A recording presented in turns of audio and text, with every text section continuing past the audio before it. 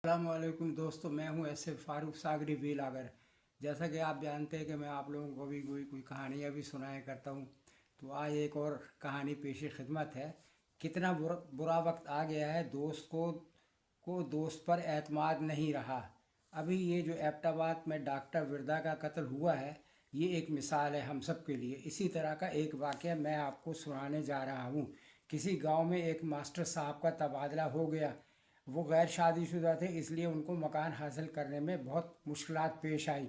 आखिर एक बुढ़िया को उन पर तरस आ गया और उसने अपने घर का एक कमरा उन्हें दे दिया। सुबह स्कूल जाना और शाम को वापसी होती थी। घर में बुढ़िया के अलावा उसकी एक बहू थी। बेटा बाहर किसी मुल्क में नौकरी करता था। खाना वगैरह का इंतज़ाम भी बूढ़ी मालकिन के ज़िम्मे थी।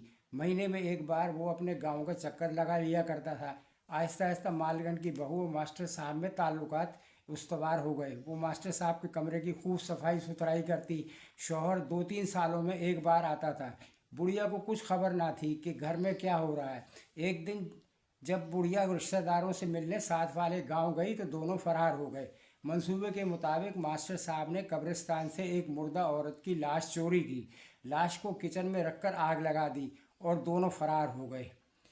जब बुढ़िया घर वापस आई तो रोना पीटना शुरू हो गया कि उसकी बहू आग में जलकर मर गई। मगर जब पोस्टमार्टम रिपोर्ट आई तो सारी बात खुल गई कि ये लाश उस औरत की है जो एक हफ्ता कबल मैदे में खराबी के बायस फौत हो गई थी और वो हामला भी थी। आखिरकार मास्टर साहब और उनकी दोस्त पकड़े गए और उन्होंने इकरार भी कर लिया।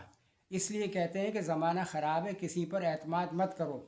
दरअसल ये उन लोगों के लिए भी सबक है जो अपनी बीवी बच्चों को छोड़कर सालों के लिए रोज़ी कमाने बाहर चले जाते हैं। साल में कम से कम एक चक्कर तो ज़रूर लगाना चाहिए। अल्लाह हाफिज़।